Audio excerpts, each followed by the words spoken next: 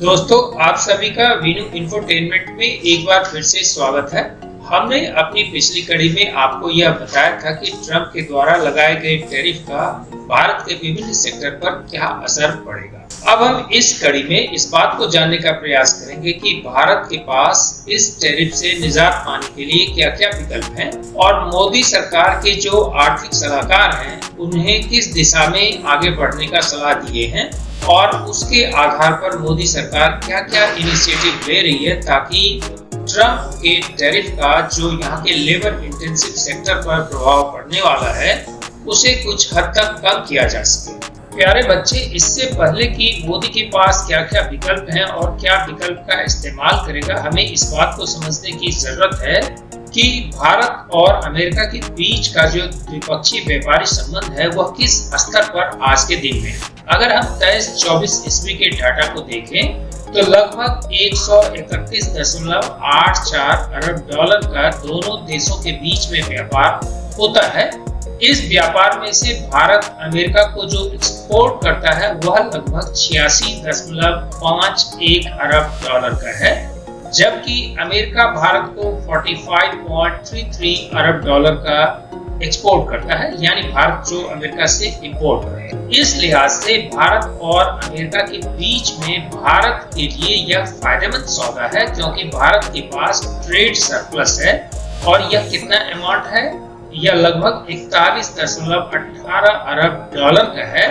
और इस trade surplus से जो आप कमाते हैं वही डॉलर आप तेल और अन्य जगहों पर जहां पर आपके पास व्यापार घाटा होता है वहां पर आप रिपेमेंट के लिए इस्तेमाल करते हैं। इस लिहाज से भारत और अमेरिका के बीच का जो ट्रेड रिलेशन है वह कई मायनों में बहुत खास है, क्योंकि भारत के लिहाज से अमेरिका भारत का सबसे बड़ा ट्रेडिंग पार्टनर है। प्यारे बच्चे, ट्रेड सरप्लस का होना अमेरिका को एक तरीके से भारत के ऊपर लीवरेज देता है और अपने इन्फ्लुएंस को बढ़ाने का मौका देता है।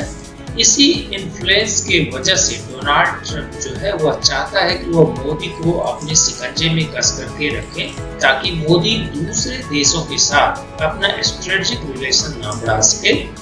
और भारत के शक्ति का विस्तारीकरण नहीं कर सके। जैसा कि आप सभी जानते हैं कि दुनिया में अभी जो दौर चल रहा है, खास करके पोस्ट यूक्रेन वॉर जो चल रहा है, वो पावर पॉलिटिक्स और जियो पॉलिटिक्स के लिहाज से नए पावर डायनामिक्स को तैयार किया जा रहा है। उसमें कौन सा देश किसके साथ है, यह आगे के ग्लोबल पावर ऑर्डर को डिसाइड करेगा कि कौन सा शक्ति है, कौन सा देश है जो कि दुनिया का सबसे शक्तिशाली देश है। इसमें आज के दिन में भारत के पास भी इतने पॉपुलेशन का होना और ग्रोइंग इकोनॉमी होने की वजह से, चूंकि यह अब चौथे स्थान पर भारत की इकोनॉमी दुनिया में आ चुका है, तो भारत का भी अपना ग्लोबल पावर डायनामिक्स में एक लिवरेज है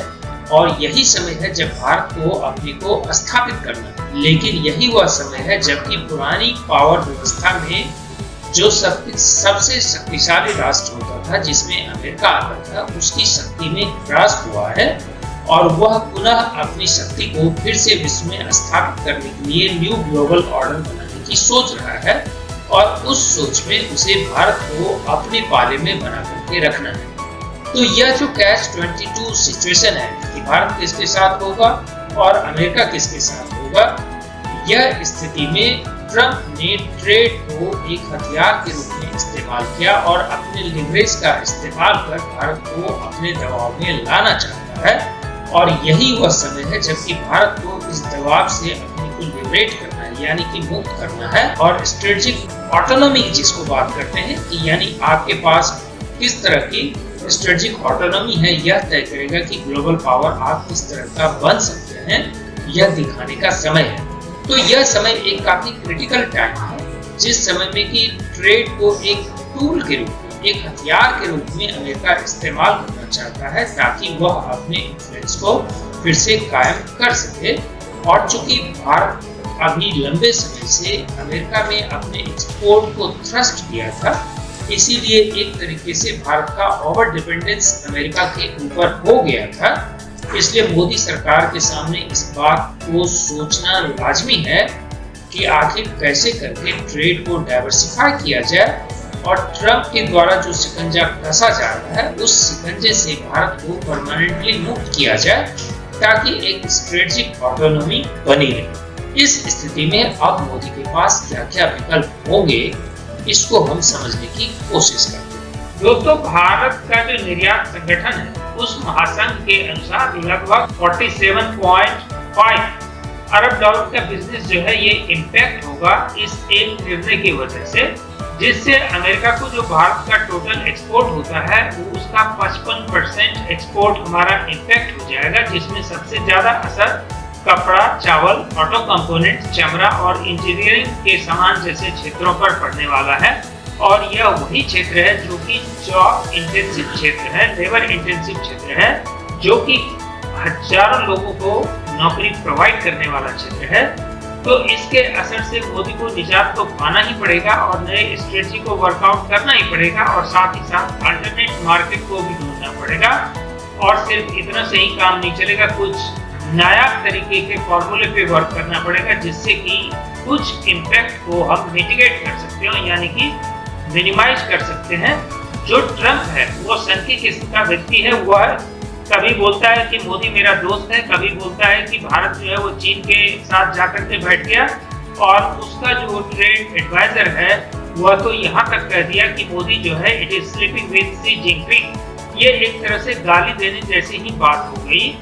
लेकिन खिसियानी बिल्ली खंभा नोचे वाली बात है अमेरिका के लिए, क्योंकि अमेरिका का एक स्ट्रेटेजिक पार्टनर उससे दूर हो रहा है उसके गलत निर्णयों की वजह से। लेकिन भारत के लिए इसका प्रभाव बहुत ज्यादा है। उस स्थिति में मोदी और उसके सिपा सलाहकारों को कुछ नए तरह का एक्सपेरिमेंट करना पड़ेगा।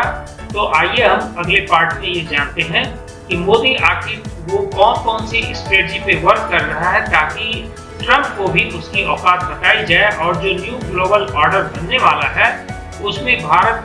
स्ट्रेटेजिक ऑटोनॉमी वाला देश बन करके अपनी संप्रभुता को कायम रख सके और दुनिया के सुपर पावर के रेस में शामिल हो सके। सबसे पहले भारत एशिया, अफ्रीका और लैटिन अमेरिका के बढ़ते बाजारों में विस्तार करने और फार्मास्यूटिकल, इलेक्ट्रॉनिक्स और हरित प्रौद्योगिकी जैसे नए उच्च मूल्य वाले उत्पाद क्षेत्रों का विकास करने, व्यापार विविधीकरण को सक्रिय रूप से अपना रहा है।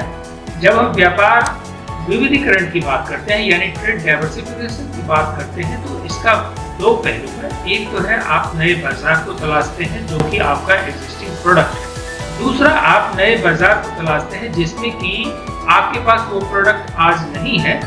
लेकिन आप उस बाजार की कुछ अलग तरह की मांग है और उसके हिसाब से आप अपने यहाँ प्रोडक्ट्स को प्रोड्यूस करके तब उस बाजार में पहुँचते हैं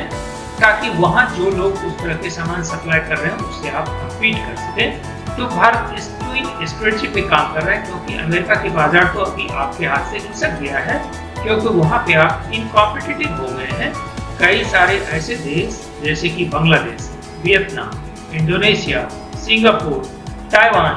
इस तरह की कंट्रीज ऐसी हैं जिनके ऊपर ट्रंप ने कम टैरिफ लगाया है और यह आपके जो लेबर इंटेंसिव क्षेत्र में प्रोड्यूस होने वाली चीज है जैसे कि कपड़े, चमड़े उद्योग, जैसे जेम्स एंड ज्वेलरीज, जैसे श्रिम्प यानी मछली का जो व्यापार है, इन क्षेत्रों में आपसे अमेरिकी बाजार में कम्पीट करते हैं तो इनका सामान अब वहाँ पर सस्ता होगा, इसलिए आपके व्यापारी के लिए वहाँ पे टिके रहना मुश्किल है। तो भारत अब अलग स्ट्रेटजी पे काम कर रहा है। सबसे पहला तो यह है कि मान लीजिए अगर आपके मछली उत्पादक मछली उत्पादन करते हैं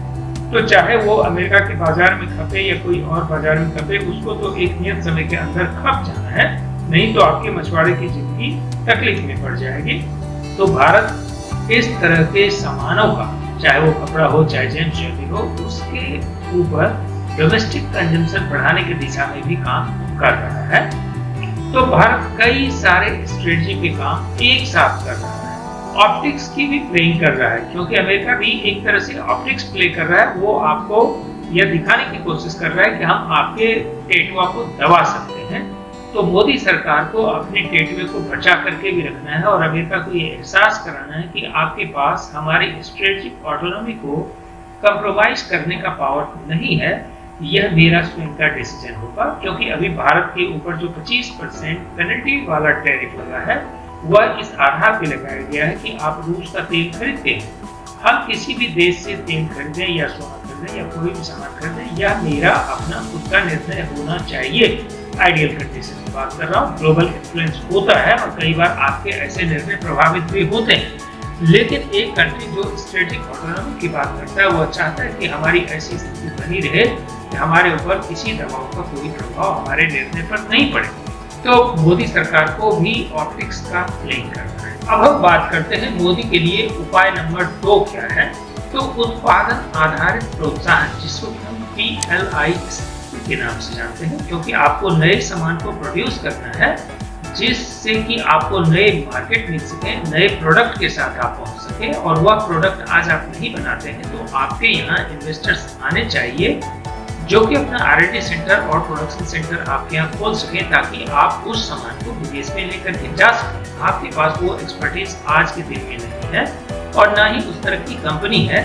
तो भारत सरकार ने ऐसे कंपनी को प्रोत्साहित करने के लिए PLI, प्रोडक्शन लिंक्ड इंसेंटिव जिसको कहते हैं, वह स्कीम लेके आए। उसी तरह से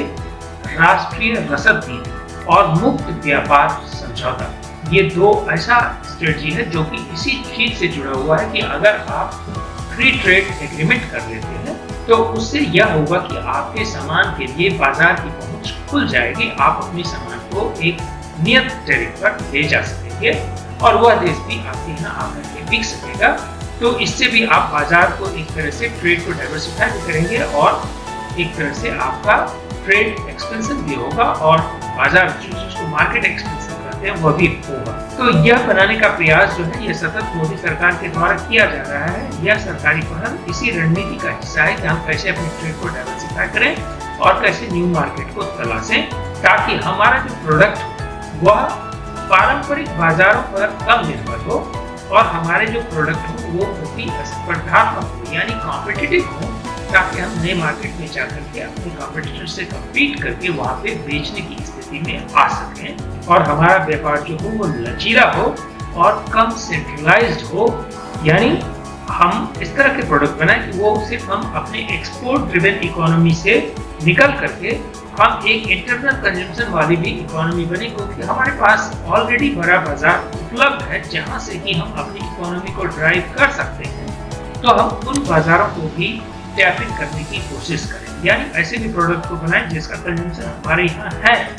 और यहाँ पे चूंकि आपकी सरकार होगी तो किसी दूसरे सरकार का इन्फ्लुएंस भी नहीं चलेगा।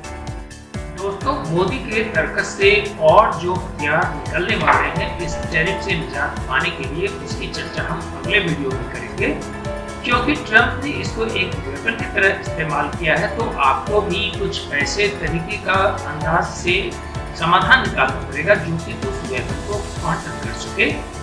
मोदी इस काम में पूरे दिल से जुड़े हुए हैं, जिसकी चर्चा हम अगले वीडियो में करेंगे। तब तक के लिए अगर ये कंटेंट अच्छा लगा हो तो अपने दोस्तों के साथ शेयर करना ना भूलें और लाइक और सब्सक्राइब करना ना भूलें। धन्यवाद।